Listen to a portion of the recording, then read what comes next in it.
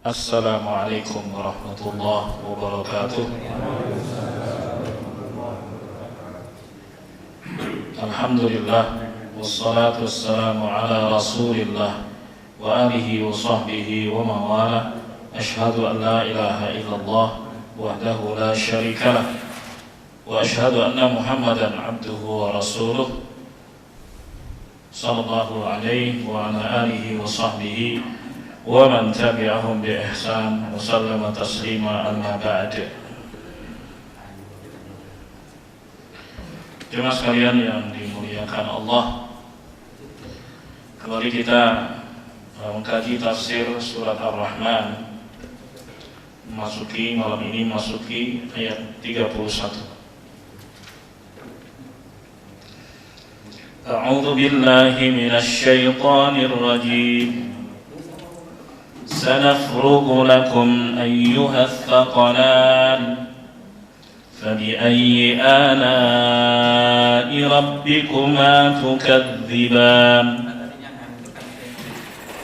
Ya ma'syaral jinni wal insi in istata'tum an tanfudhu إن استطعتم أن تنفذوا من أقطار السماوات والأرض فانفذوا لا تنفذون إلا بسلطان فبأي آلاء ربكما تكذبان يرسل عليكما شواظ من نار ونحاس فلا تنتصران فبأي آلاء ربكما تكذبان.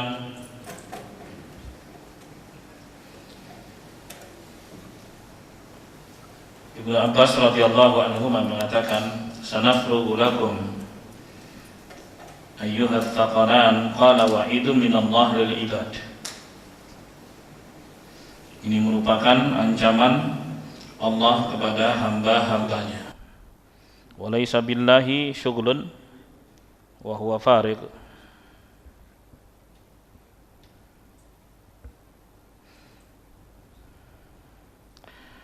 Dan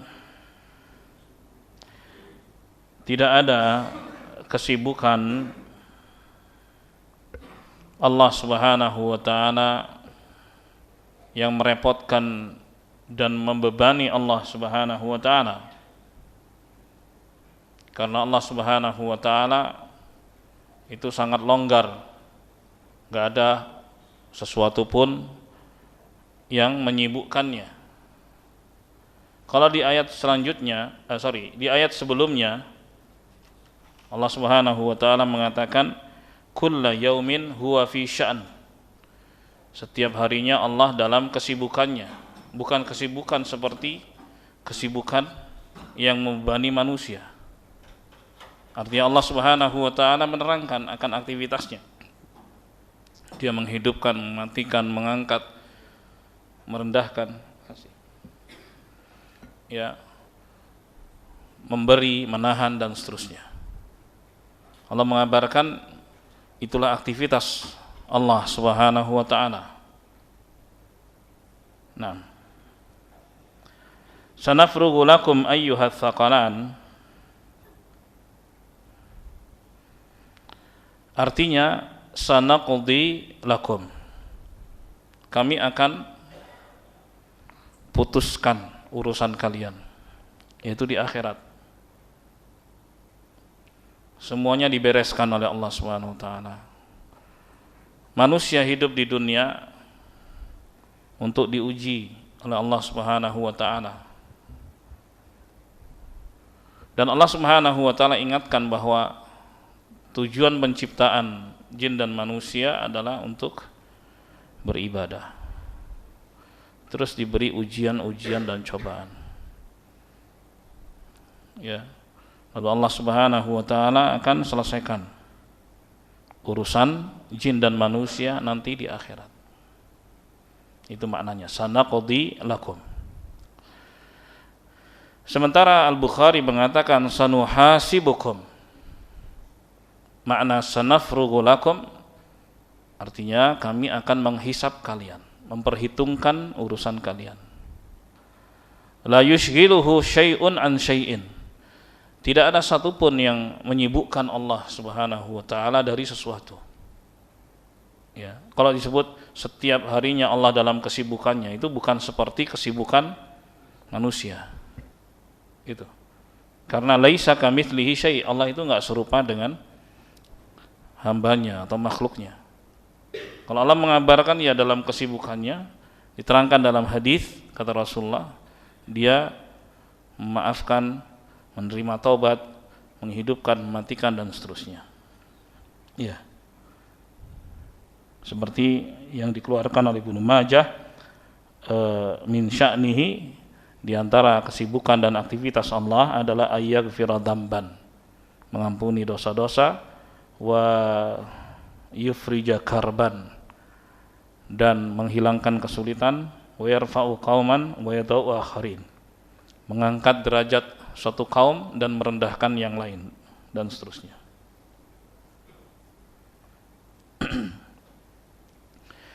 Jemaah sekalian yang dimuliakan Allah, di sini Allah mengatakan ayyuhats tsaqalan. Jadi maksud ats-tsaqalan adalah jin dan manusia. Ya. Ini maksud dengannya adalah jin dan manusia. Lalu Allah mengatakan fabi ayyi ala'i rabbikuma tukadziban. Maka nikmat Tuhan kalian manakah wahai jin dan manusia yang kalian dustakan? Pemberitahuan ini jamaah sekalian kepada kita yang masih hidup itu adalah nikmat dari Allah. Bahwa Allah akan memperhitungkan kita, bahwa Allah Subhanahu wa taala akan membalas kita. Itu anugerah, itu nikmat dari Allah. Coba kalau enggak diberitahu tiba-tiba kena begitu. Ya kan? Ini perkara bagi kita belum terjadi. Tapi Allah Subhanahu wa taala sudah tahu nanti bagaimana. Allah beritakan itu kepada kita supaya kita siap-siap bahwa hidup di bumi ini ya bukan sia-sia. Seorang diciptakan, diberi rizki, kemudian diperintah dan dilarang. Tidak dibiarkan begitu saja. Ya. Ayah sabul insan ayut raka sudah. Apakah manusia mengira bahwa mereka dibiarkan, tidak diperintah, tidak dilarang, padahal sudah diciptakan Allah, diberi rizki oleh Allah Subhanahu wa taala. Jadi kalau ditanya apa tujuan hidup, ya tujuan hidup di dunia ini kita untuk cari bekal, untuk kehidupan yang abadi. Kalau ada orang yang merasa sia-sia hidup di dunia, salah. Gak ada yang sia-sia. Karena memang tujuan akhir kehidupan bukan di sini. Masih ada kita kehidupan berikutnya. Kehidupan di alam barzakh. Kehidupan berikutnya, kehidupan di akhirat. Kehidupan juga. Dan itu yang terakhir, kehidupan di akhirat. Ya, apapun keadaan seorang, ya, ketika hidup di dunia ini semuanya cobaan. Senang cobaan, susah cobaan. Ya. Dan Allah Subhanahu wa taala pasti adil kepada hamba-hambanya. Artinya kalau ada di antara hambanya yang diberi di dunia, sementara hamba yang lain enggak diberi di dunia, mesti di akhirat akan dipenuhi. Karena Allah Subhanahu wa taala Maha adil kepada hamba-hambanya. Baik. Oleh sebab itu, ya, seorang jangan merasa ketika Allah Subhanahu wa taala tidak beri sesuatu yang dia inginkan di dunia ini atau belum dia dapatkan di dunia ini, kemudian dia merasa merugi. Tidak sama sekali. Kenapa? Karena pasti akan dikasih oleh Allah Subhanahu wa taala. Allah mengatakan wa qala rabbukum ud'uuni astajib lakum. Wa qala rabbukum ud'uuni astajib lakum. Tuhan kalian berkata, mintalah kepadaku, pasti aku kabulkan. Pasti. Allah mengatakan pasti dikabulkan. Tapi terserah Allah pengabulannya kapan. Bisa segera, bisa ada jeda, bisa setelah mati, Doa Nabi Ibrahim alaihissalam dikabulkan setelah ribuan tahun dengan diutusnya Nabi Muhammad sallallahu alaihi wasallam. Jemaah sekalian yang dimuliakan Allah, jadi pasti seorang yang minta kepada Allah yang akan dikasih oleh Allah Subhanahu wa taala. Ya.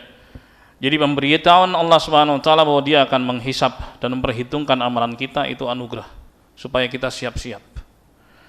Lalu Allah Subhanahu wa taala berfirman, "Ya ma'syaral jinni wal ins," wahai sekalian jin dan manusia, "in istata'tum an tanfudhu min aqtaris samawati wal ard." Kalau kalian mampu untuk menembus ke penjuru langit dan bumi, famfudhu. Lakukan. La tanfudun illa bisultan. Kalian enggak akan mungkin bisa melakukan tanpa kekuatan. Baik. Ini ayat ya menyatakan kelemahan kita sebagai hamba Allah. La tastati'una haraban min amrillahi wa qadarih.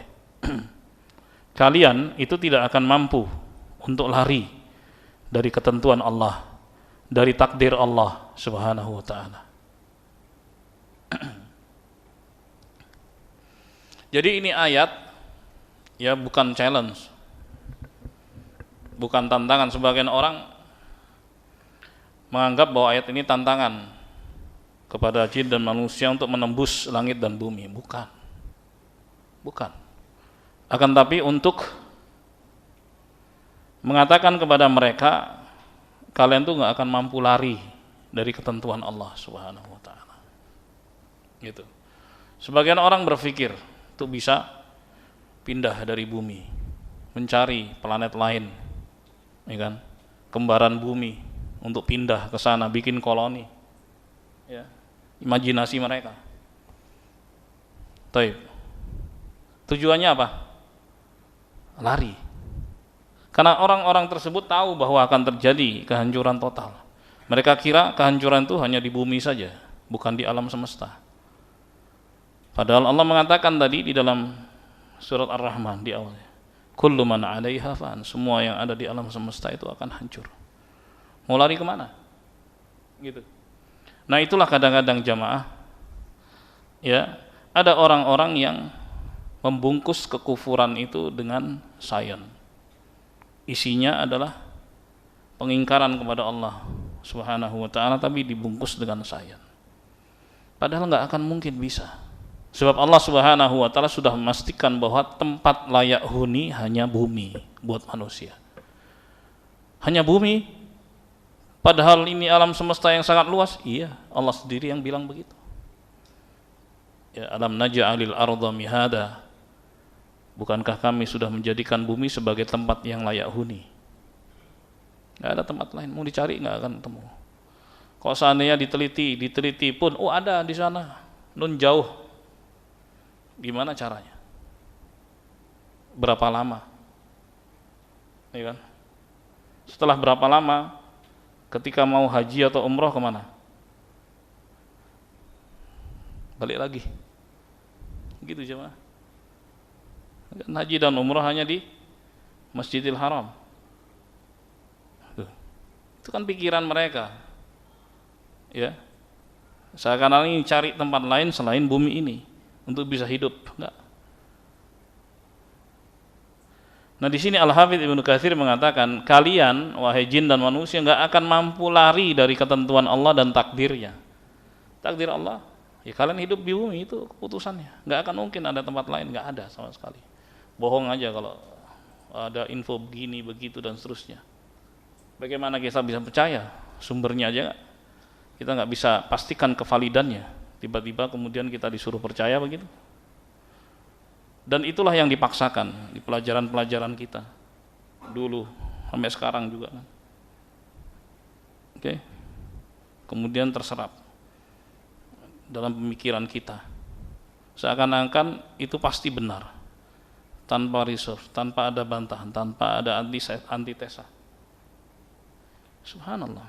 Dibohong-bohongin jamaah yang dimuliakan Allah. Sementara Al-Quran yang pasti benar, firman Allah pencipta kita semua, Ada sebagian manusia yang enggak percaya. Nasallallahu alaihi. Jadi jemaah sekalian yang dimuliakan Allah, bal huwa muhitum bikum. Allah Subhanahu wa taala liputi kalian dengan ilmunya, dengan kuasanya. La taqdiruna ala at-takhallusi min hukmih. Kalian enggak akan mampu untuk bisa lepas dari ketentuan Allah Subhanahu wa taala. Ketentuan kedua, yang pertama yang disebut dengan sunnatullah atau ketentuan Allah yang bersifat kauni. Sunnatullah, sebab akibat, hukum alam, itu yang disebut dengan ketentuan Allah yang bersifat kauni. Yang kedua adalah ketentuan Allah Subhanahu wa taala yang bersifat syar'i, yaitu perintah dan larangan, halal haram dan seterusnya. Artinya semua makhluk itu enggak mungkin bisa lepas dari itu semua. Kalau yang bersifat sunnatullah, muslim maupun kafir enggak akan mungkin bisa lepas. Di antara sunnatullah, es itu dingin, api itu panas. Ya, muslim dan kafir sama aja, mereka mengakui es itu dingin, api itu panas. Akan tapi ketentuan Allah yang bersifat syar'i, ada perintah, ada larangan, di situ Allah kasih kebebasan. Ada yang menerima, maka disebut muslim, mukmin. Ada yang enggak terima, disebut kafir. Tapi apakah orang yang kafir itu enggak akan dihukum ketika dia melanggar? Pasti dihukum. Itu makna bahwa seluruh manusia enggak akan bisa lepas dari ketentuan Allah Subhanahu wa taala, baik yang bersifat kauni, hukum alam, ataupun yang bersifat syar'i, itu aturan-aturan Allah Subhanahu wa taala. Bisa saja dia berkelit, mengelak, tidak mau patuh pada Allah Subhanahu wa taala sekarang di dunia, tapi apakah nanti di akhirat dia bisa mengelak dari hukuman? Enggak ada. Nah, itu maknanya jamaah yang dimuliakan Allah. Walan nufudu an hukmihi fikum. Ya. Dan kalian gak akan mungkin bisa lari dari ketentuan Allah yang diberlakukan kepada kalian. Aina madhabtum uhita bikum. Kemanapun kalian pergi, kemanapun kalian lari di alam semesta ini, ya pasti tetap kena dengan aturan Allah. Karena alam semesta ini ciptaan Allah Subhanahu wa taala kan.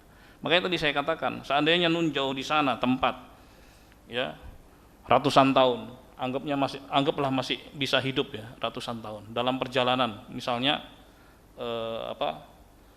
pindah gitu, seandainya. Padahal umumnya manusia, kata Nabi SAW, a'maru ummati ma bain sittin wa sab'in. Usia umatku itu antara 60 sampai 70. Itu keumuman. Rasulullah mengabarkan begitu.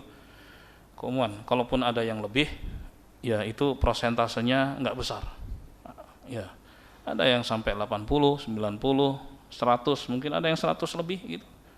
Tapi enggak ada yang sampai 1000 seperti Nabi Nuh misalnya, 950 tahun beliau hidup. Ya. Dan juga Nabi Adam dan keturunannya. Enggak ada. Karena itu sudah menjadi ketetapan dari Allah Subhanahu wa taala. Oke lah, anggap bisa dia tiba di planet itu. Ya, kita ngikutin lah cara berpikirnya. Di sana ngapain? Enggak disiapkan oleh Allah Subhanahu wa taala. Ngapain? Enggak bakalan bisa hidup. Karena Allah enggak siapkan tempat lain selain bumi untuk kita. Itu satu. Yang kedua, seandainya pun bisa hidup walaupun ngos-ngosan. Ya. Kalau mau melaksanakan ibadah kemana? Itu yang dimaksud, kalian enggak akan mungkin bisa lepas gitu dari Allah Subhanahu wa taala. Enggak akan mungkin bisa lepas dari ketentuan Allah Subhanahu wa taala, baik yang bersifat kauni ataupun yang bersifat apa? Syar'i. Ya. Nah. Wa hadza fi maqamil mahsyar. Dan juga ayat ini juga berbicara tentang padang mahsyar. Setelah kiamat terjadi, kehancuran total, ya kan di ayat sebelumnya tadi Allah mengatakan apa? Kullu man 'alaiha fan. Semua yang ada di alam semesta hancur. Wa yabqa wajhu rabbika dzul jalali wal ikram. Dan tetap kekal wajah Tuhanmu wahai Muhammad SAW yang maha mulia lagi memuliakan. Oke. Kemudian Allah ganti dengan yang baru. Yauma tubaddalul ardu ghairal ardi was samawat. Di hari ketika bumi yang ini, langit yang ini diganti dengan yang baru. Wa barazu lillahil wahidil qahhar. Dan seluruh manusia bangkit menghadap Allah yang maha satu lagi maha memaksa. Jadi ada penciptaan baru, ya, langit dan bumi. Ketika kiamat terjadi hancur total, diciptakan yang baru. Dan matahari didekatkan di atas kepala manusia sejauh 1 sampai 2 mil, dan itu dekat untuk benda yang besar seperti itu. Di padang mahsyar yang rata, di tempat yang baru, gitu. Semua manusia coba lari, nggak akan bisa, nggak mungkin bisa. Mau lari kemana? Mau sembunyi di mana? Nggak akan bisa. Makanya Al-Hafidz Ibnu Katsir mengatakan, wahada fi maqamil mahsyar. Ini ayat bicara tentang padang mahsyar, ketika manusia dikumpulkan. Nggak mungkin bisa lari dari tempat itu, tempat pengumpulan tersebut, tempat yang sangat luas. Seluruh makhluk dikumpul, jin maupun manusia, dari yang pertama sampai yang terakhir ngumpul di situ. Ya, matahari dikatkan di atas kepala manusia dan masing-masing orang merasakan sesuai dengan amal perbuatannya.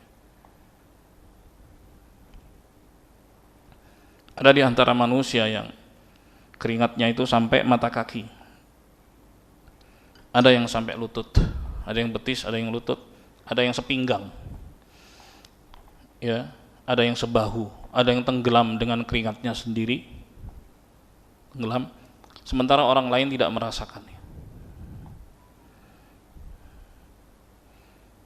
Itu yang dikabarkan Nabi Muhammad SAW.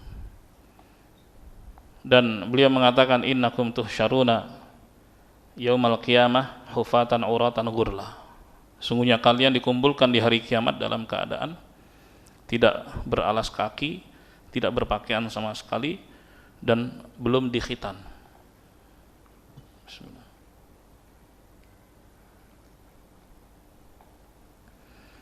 Kemudian Bunda Aisyah radhiyallahu anha bertanya, kalau telanjang begitu kelihatan. Beliau mengatakan, kaifal aurat ya Rasulullah, bagaimana dengan aurat wahai Rasulullah. Terus dalam riwayat yang lain, ayan duru ba'duna ba'dan ya Rasulullah, berarti kita bisa saling melihat satu sama lainnya. Punya ini, punya itu. Itu pertanyaan yang wajar, ya. Tapi Nabi ingin menggambarkan dahsyatnya hari itu. Kata beliau, al-amru asyaddu min hadza ya Aisyah. Perkaranya lebih dahsyat daripada sekedar melihat punya orang. Dahsyat. Sebagai analogi, ketika peristiwa tsunami Aceh, itu kan dahsyat. Dahsyat.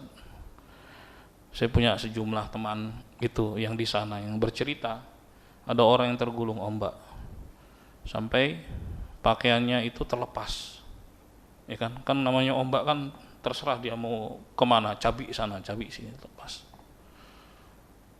Jadi orang udah nggak ngeliat lagi, ya, nggak ada rasa malu lagi. Kenapa? Saking dahsyatnya kejadian itu, pengennya apa? Selamatkan. Udah nggak mikirin lagi. Yang penting selamat, apapun keadaannya.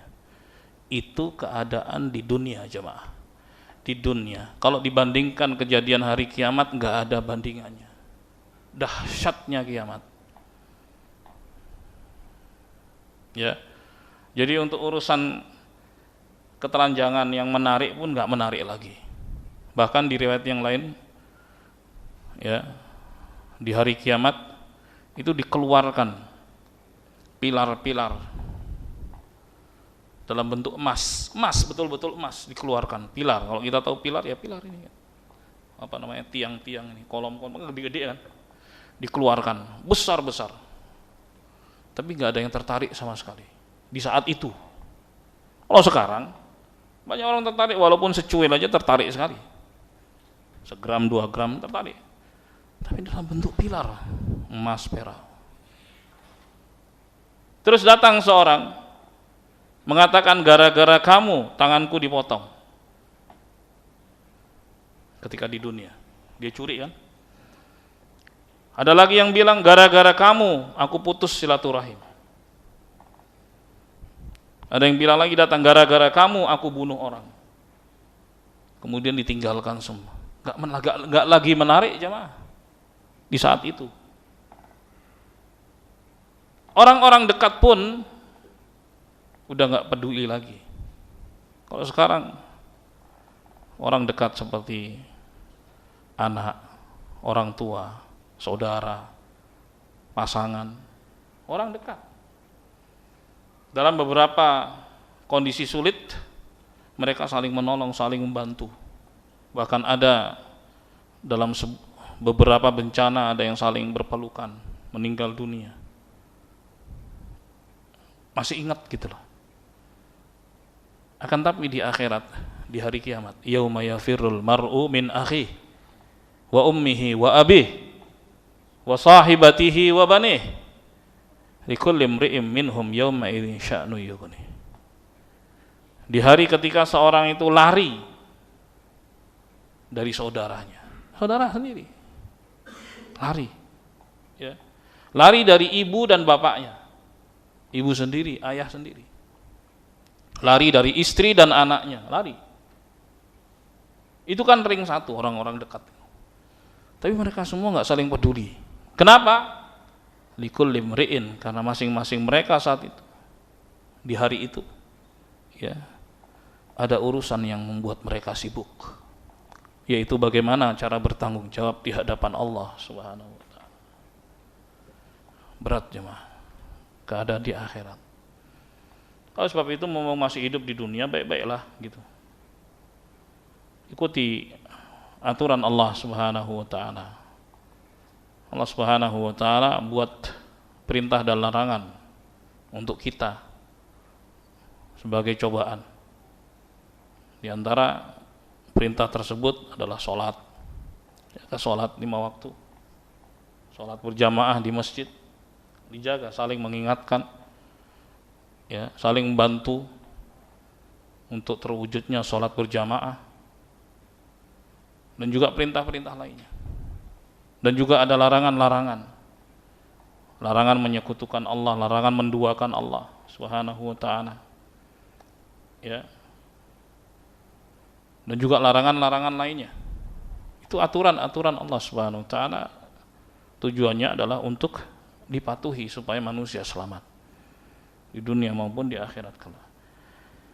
Hadirin sekalian yang dimuliakan Allah. Ya.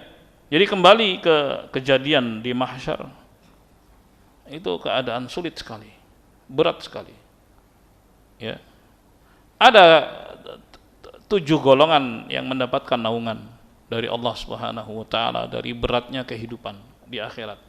Sab'atun yudhilluhumullahu fi dhillihi yauma la dhilla illa dhilluh. Ada 7 golongan yang mendapatkan naungan dari Allah di hari yang tidak ada naungan melainkan naungan Allah. Yang pertama adalah imamun adil, pemimpin yang adil. Dan kita semua adalah pemimpin, kata Rasulullah, ala kullukum ra'in. Ketahuilah bahwa setiap kalian pemimpin sesuai dengan kapasitasnya. Semakin besar, semakin berat pertanggungjawabannya jemaah. Ya. Bahkan seorang adalah pemimpin bagi dirinya sendiri, itu minimal. Ya, dia gerakkan dirinya, dia tahan dirinya, dia rebahan, dia semangat, dia malas, itu nanti pasti akan ditanya oleh Allah Subhanahu wa ta'ala. Apalagi semakin besar kepemimpinan. Maka pemimpin yang adil adalah pemimpin yang mengikuti petunjuk Allah Subhanahu wa ta'ala. Karena petunjuk Allah dalam Al-Quran dan As-Sunnah itu adil. Wa tammat kalimatu rabbika sidqan wa adla. Sempurna kalimat-kalimat Tuhanmu wahai Muhammad sallallahu alaihi wasallam, kebenarannya dan keadilannya. Jadi kalau seorang memimpin, sebesar apapun kepemimpinannya, sesuai dengan petunjuk Allah dan Rasulnya, pasti dia menjadi pemimpin yang adil. Dan dia akan mendapatkan naungan Allah di padang mahsyar. Lalu yang kedua kata Nabi SAW, wasyabun nasya'a fi ibadatillah, yaitu pemuda yang tumbuh di dalam ibadah kepada Allah Subhanahu wa ta'ala. Pemuda, anak muda, dan ini butuh peran orang tua. Dia tumbuh, ya, patuh pada Allah, dibiasakan untuk patuh pada Allah Subhanahu wa ta'ala. Makan baca basmalah, ya, selesai hamdalah, begitu juga minum, kemudian masuk toilet baca doa, minta perlindungan pada Allah, keluar baca doa, membaca Al-Quran, kemudian ke masjid sholat, dan seterusnya. Jadi tumbuh dalam ibadah kepada Allah. Nah, pemuda-pemuda seperti ini dinaungi Allah Subhanahu wa ta'ala. Yang ketiga, warajulun qalbuhu mu'allakun bil masajid, dan seseorang yang hatinya selalu terikat dengan masjid. Nggak mesti satu masjid, kadang orang beraktivitas, safar misalnya, ya, tapi hatinya itu selalu terikat dengan masjid. Waktunya sholat, mampir dulu ke masjid. Itu dia, selalu ingat masjid. Dimanapun dia pasti cari masjid untuk bisa sholat. Luar biasa. Nah, ini mendapatkan keistimewaan, kata Rasul, hadis yang sahih Bukhari Muslim, nanti mendapatkan naungan di padang mahsyar. Warajulani, yang keempat, tahabba fillah ijtama'a alaihi wa tafarraqa alaihi. Dua orang yang saling cinta karena Allah, dia bersama karena Allah, berpisah juga karena Allah Subhanahu wa ta'ala. Dia cinta pada saudaranya karena saudaranya patuh kepada Allah. Persahabatan, kecintaan dengan saudaranya bukan karena status sosial yang sama, bukan karena ras dan suku yang sama, tidak, akan tapi karena kepatuhan kepada Allah dia bersahabat. Begitu muslim. Dan gambaran muslim, ya, yang indah itu ketika pelaksanaan ibadah haji. Coba dari berbagai macam negara di dunia ketemu di situ, walaupun nggak bisa bahasa, ya, yang sama, tapi ketika sholat, ya, bacaannya sama. Ketika baca Al-Quran, bacaannya sama. Ketika ketemu, assalamualaikum, sama salamnya. Senyum, paham langsung maknanya apa. Indah sekali. Ya. Cinta karena Allah. Bukan karena kepentingan. Ini karena Allah Subhanahu wa ta'ala. Itu yang akan mendapatkan naungan. Lalu yang kelima, wa rajulun da'athum ra'atun dhatu mansibin wa jamal, faqala inni akhafullah. Ada seorang pria yang digoda wanita cantik, kaya raya, punya kedudukan tinggi untuk berbuat zina. Ya, terus dia bilang, aku takut kepada Allah. Padahal yang godain perempuannya. Nabi memberikan analogi. Ini biasanya kan prianya, ini enggak perempuannya. Ya kan? Perempuannya. Tapi dia bilang, aku takut pada Allah Subhanahu. Dia selalu merasa diawasi Allah Subhanahu wa ta'ala. Lalu yang keenam, wa rajulun tasaddaqa bi sadaqatin fa akhfaha hatta la ta'lama shimaluh ma tunfiqu yaminuh. Seorang yang bersedekah tapi dia tutupi, sampai-sampai tangan kiri tidak tahu yang dilakukan tangan kanan. Padahal tangan kanan kiri sering ketemu. Tapi itulah analogi yang disebut Nabi SAW. Tangan kiri nggak tahu apa yang dilakukan tangan kanan, apalagi orang lain, gitu maksudnya. Dijaga betul kerahasiaannya, jangan sampai orang lain tahu bahwa dia yang berbuat kebaikan itu. Dia tutup-tutupi, nggak mau orang lain tahu.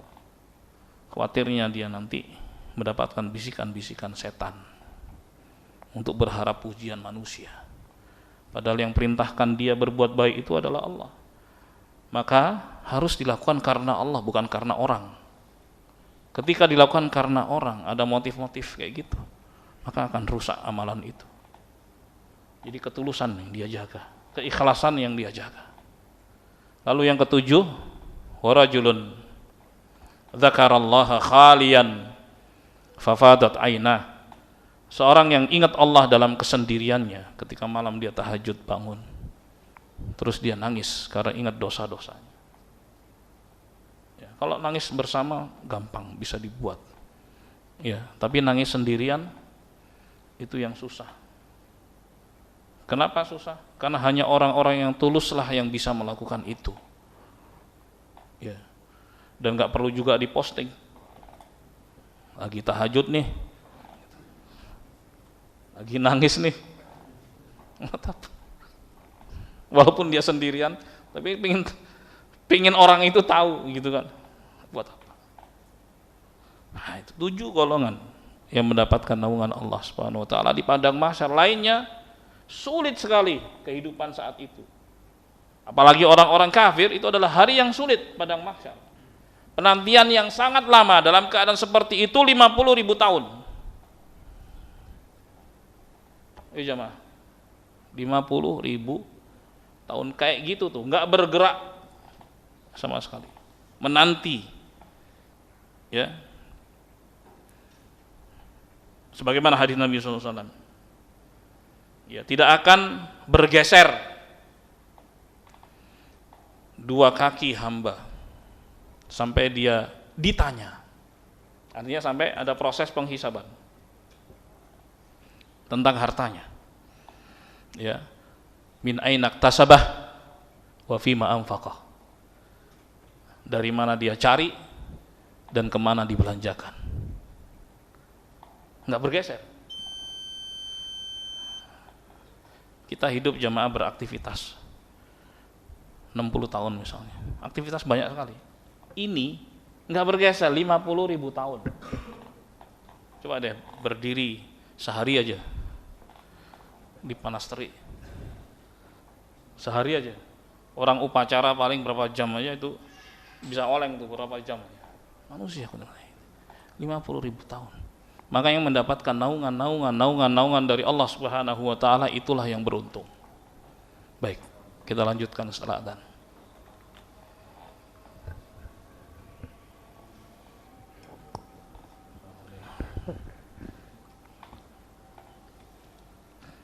Cuma sekalian yang dimuliakan Allah, di padang mahsyar orang nggak mungkin bisa lari. Mau lari kemana dia? Ya, karena pasti akan dikepung, nggak bakalan bisa lari. Makanya Allah tantang, coba kalian bisa lari, nggak bakal bisa. Al malaikatu muhdiqatun bil khalaiq, sementara para malaikat itu mengepung manusia, dikepung. Sab' sufufin min kulli janib, ada 7 barisan di setiap sisinya. Banyak banget yang jagain manusia, satu-satu orang itu. Jumlah malaikatnya banyak. Subhanallah. 7 baris dari berbagai macam sisi. Kepungannya tuh kayak gitu, gimana mau bisa lari ya Pak? Ya kalau orang aja juga sulit dikepung segitu banyaknya. Ya, ini malaikat lagi yang disebut tentara Allah, yang selalu patuh pada Allah, bekerja berdasarkan perintah. Itu malaikat. Digambarkan seperti itu jamaah. Mana mungkin bisa lari? Ya. Manusia tinggal dihukum, diputuskan atas apa yang pernah dilakukan ketika di dunia. Maka perbaikan itu dilakukan sekarang untuk masa depan. Masa depan ya sekarang. Sekarang ini, kalau kita bicara masa depan ya sekarang, ada waktu lain.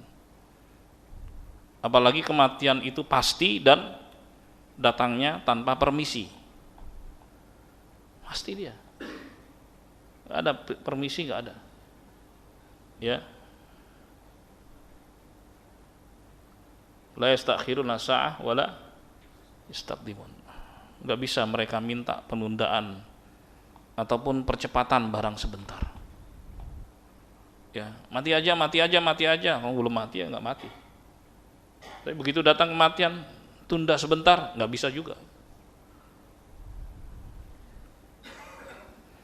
Taib. Jadi sebelum datangnya kematian, perbaikan itu dilakukan. Maka berapa banyak seorang punya dosa, dia bertobat pada Allah sebelum mati, pasti diampuni oleh Allah Subhanahu wa taala. Maka manfaatkan baik-baik. Fala yaqdiru ahadun 'ala dhahabi illa bisultan. Tidak ada seorang pun yang mampu untuk pergi kecuali dengan kekuatan. Nah, kekuatan itu artinya dengan putusan Allah Subhanahu wa taala. Sementara Allah enggak putusin itu.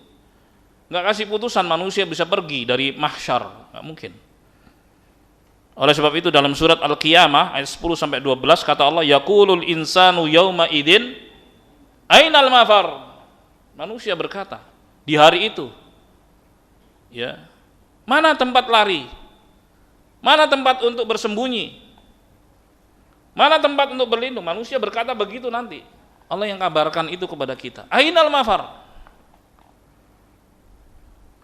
Kalla la wazar ila rabbika yauma idinil mustaqar, kata Allah. Enggak bisa, enggak ada tempat. Di hari itu semua menghadap Allah. Itu putusan Allah Subhanahu wa taala. Sehingga manusia enggak bisa apa-apa lagi.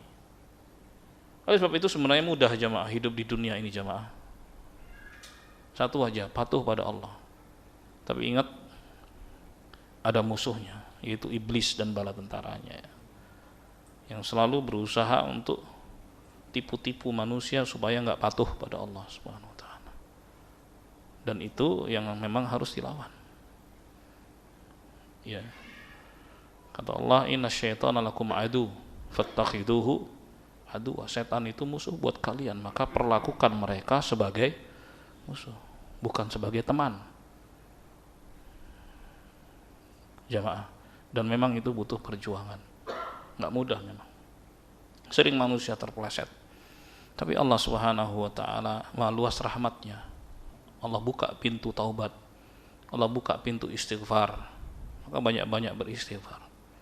Karena kita makhluk pendosa. Iya, kita semua ini makhluk pendosa. Allah yang bilang begitu. Ya ibadi innakum tukhti'una bil-lail wan-nahar. Wa ana aghfirudz dzunuba jami'an fastaghfiruni aghfir lakum. Wahai hamba-hambaku, kalian ini makhluk yang selalu berbuat salah siang dan malam, dan aku maha mengampuni seluruh dosa, maka mintalah ampunan kepadaku, pasti aku ampuni, kata Allah Subhanahu wa ta'ala. Jemaah sekalian yang dimuliakan Allah, demikian pula dalam surat Yunus ayat ke-27, walladzina kasabus sayyi'ati jazaa'u sayyi'atin bimithliha wa tarhaquhum dillatum ma lahum minallahi min 'asim ka'annama ughshiyat wujuhum qita'am minal lail mudlima ulaika ashabun nari hum fiha khalidun. Dan orang-orang yang berbuat dosa, balasan dosa itu setara keburukannya, dan mereka diliputi dengan kehinaan. Tidak ada pelindung sedikit pun buat mereka dari Allah, dari hukuman Allah. Mereka nggak bisa ngelak. Ya, seakan-akan wajah-wajah mereka itu potongan-potongan malam yang semakin gulita. Hitam bukan karena warna dasarnya hitam, tapi hitam karena dosa. Ya. Mereka adalah penduduk neraka dan mereka kekal di dalamnya, naudzubillah min dzalik. Lalu Allah mengatakan, fabi ayyi ala rabbikuma tukadziban. Maka nikmat Tuhan kalian yang mana, wahai jin dan manusia, yang kalian dustakan. Jadi pemberitahuan ini pun sekali lagi itu merupakan nikmat buat kita. Supaya apa jemaah? Kita bersiap diri. Walhamdulillahirabbil alamin. Sampai di sini semoga bermanfaat. Nanti insyaallah kita sambung masuk ayat ke-28. 5. Masih ada waktu? Hah? 7 menit? Oke, kita tanya jawab ya. Silakan Bang.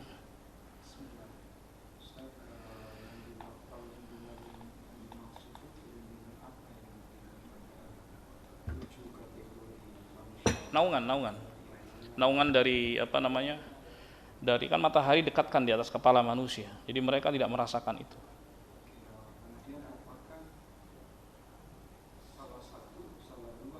Iya, bisa ketujuhnya, bisa salah satunya, bisa salah duanya, bisa. Artinya itu sifat bisa terkumpul pada diri seorang semuanya, atau salah satunya bisa.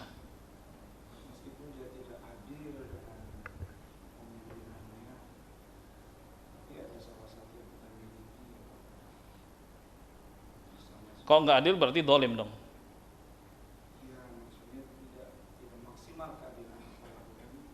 Iyalah, namanya orang pasti ada misalnya kekurangannya. Tapi itu sifat-sifat kalaupun ada salah satunya pasti akan berpengaruh pada yang lain, sifat-sifat yang lain. Misalnya gini, orang yang hatinya itu selalu terikat dengan masjid, ya, apakah dia akan menjadi orang yang dolim, yang kejam? Sementara hatinya terus terikat dengan masjid, ya kan? Dia lihat banyak orang berjamaah bersama, sholat 5 waktu dia jaga. Karena kebaikan itu selalu melahirkan kebaikan berikutnya. Enggak kemudian bagaimana kalau dia itu enggak adil atau dolim tapi dia dekat dengan masjid? Enggak ada yang kayak gitu, enggak ada. Enggak bakalan tahan. Jadi sifat-sifat itu jamaah sekalian yang dimuliakan Allah itu saling mengaruhi, orang akan menjadi baik dengan itu.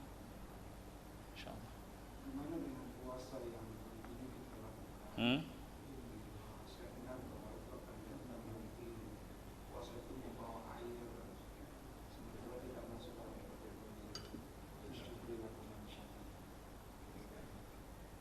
Ya, puasa itu salah satu penyalur syafaat, sebutkan dalam hadis. Syafaat itu artinya bantuan di akhirat. Baik, bagi mereka yang gemar berpuasa, ya, maka dengan izin Allah Subhanahu Wa Taala akan mendapatkan bantuan dan syafaat dari puasa yang dilakukan dengan syarat dia tidak pernah menduakan Allah Subhanahu Wa Taala. Karena itu syaratnya, ya, syarat untuk mendapatkan syafaat apapun, dan seluruh jenis syafaat itu milik Allah. Jadi kalau seorang berharap syafaat puasa, ya dari Allah. Seorang berharap syafaat Al-Quran, dari Allah. Seorang berharap syafaat atau bantuan malaikat, ya dari Allah.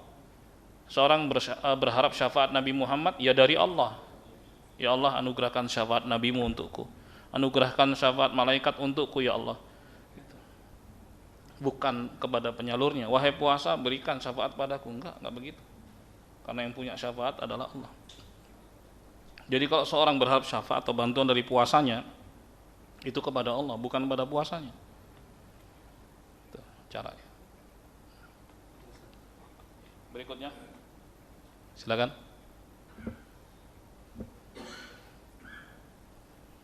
Silakan.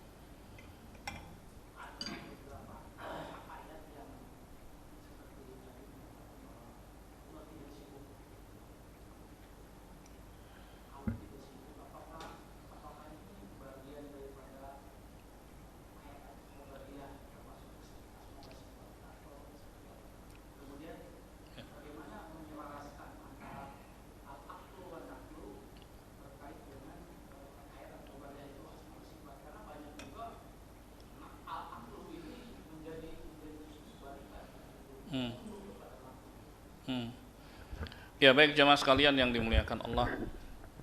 Kan di ayat sebelumnya tadi Allah mengabarkan bahwa dirinya punya aktivitas, punya kesibukan. Jadi antara kesibukannya kata Rasulullah SAW adalah mencipta, menghidupkan, mematikan dan seterusnya.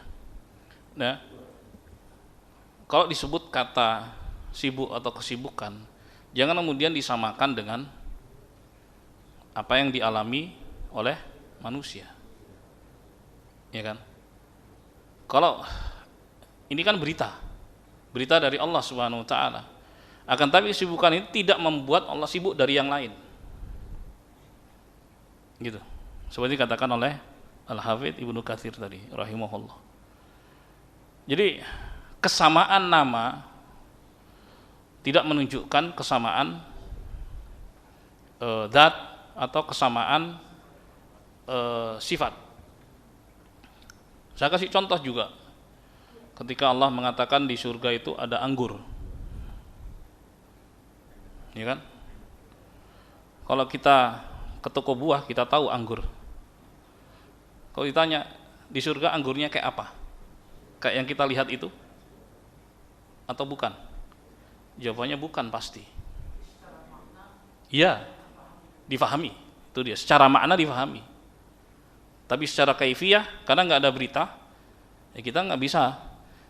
Akal itu nggak boleh liar, bereksperimen. Karena dia dibatasi di situ. Kenapa? Ketika nggak diberitahu, kemudian dipikirkan begini, begitu dan seterusnya. Ya kan? Sama misalnya ketika Nabi ditanya di surga itu ada kuda, Nabi bilang iya ada. Kita lihat kuda, ya kita bisa cek lah kuda dengan berbagai macam ragamnya. Pertanyaannya, kuda di surga yang mana? Nggak ada yang tahu. Itu dia. Jadi semua hal yang gaib ketika ada kesamaan nama, jangan kemudian dianggap itu sama secara zat atau sifatnya. Nggak sama. Karena gaib, disebut gaib ya karena kita nggak diberitahu. Makanya kita serahkan tentang kaifiyahnya, kita serahkan tentang bagaimana, karena kita nggak diberitahu. Jadi apapun yang ada di jannah, kata Nabi, mala ainun ra'at wala udhunun sami'at wala khatara ala qalbi bashar. Tidak pernah terlihat oleh mata, tidak pernah terdengar oleh telinga, tidak pernah terdetik di dalam hati. Artinya kalau disebut kata-kata anggur, delima, kuda, onta di jannah misalnya, kita nggak bisa tahu. Tapi maknanya kita pahami. Ya, anggur, anggur. Delima, delima. Ruman kan. Kemudian seperti hadis dalam hadis Rasulullah, ada kuda, ada onta di jannah. Kita pahami. Tapi kita nggak tahu bagaimananya. Demikian pula tentang sifat-sifat Allah Subhanahu wa taala. Kita pahami maknanya, tapi kaifiyahnya kita wal kaif majhul, kata Imam Malik. Tentang bagaimananya tidak diketahui. Akan tapi maknanya kita pahami. Kita mengerti, kita tetapkan seperti yang Allah tetapkan di dalam Al-Qur'an maupun As-Sunnah. Demikian. Ya. Misalnya? Iya, itu bahasa. Iya, betul.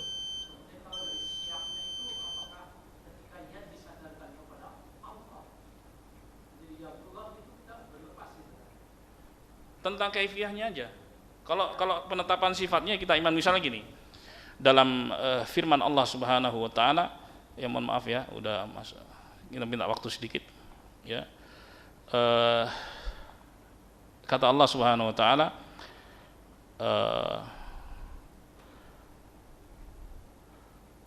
bal yadahu mabsutatan yunfiqu kaifa yasha. Bahkan kedua tangan Allah Subhanahu wa taala terhampar memberikan infak, ya, sesuai dengan maunya Allah kepada hamba-hambanya. Di situ disebutkan sifat yad, tangan. Makna tangan Allah sebutkan itu. Kita imani tangan. Seperti apanya kita nggak tahu. Karena yang pasti laisa kamitslihi syai'. Allah itu nggak serupa dengan apapun. Seperti yang Allah beritakan. Sehingga nggak boleh kemudian mereka-reka, berandai-andai. Ya, seperti apanya nggak boleh. Jadi ketika mengimani sifat-sifat Allah, yang pertama, ya, kita tidak memelintir maknanya, tidak merubah maknanya. Yad adalah yad, artinya tangan. Yang kedua, kita tidak menolaknya, karena memang Allah menetapkannya untuk dirinya. Karena Allah paling tahu tentang dirinya, Allah mengabarkan itu kepada kita. Terus yang ketiga, kita tidak mempertanyakan bagaimana ya, karena memang nggak diberitahu. Ketika Nabi mendapatkan itu, beliau nggak bertanya pada Allah Subhanahu wa taala. Pun ketika para sahabat diberitahu tentang ayat itu, mereka juga nggak bertanya pada Rasulullah SAW. Ya. Kemudian yang keempat, tidak menyerupakan dengan makhluknya. Caranya begitu. Amirruha kama ja'at bila kaifin. Ya, berlakukan aja sebagaimana datangnya tanpa membagaimanakannya. Karena pasti sesuai dengan kebesarannya dan kemuliaannya tidak sama dengan makhluknya. Demikian.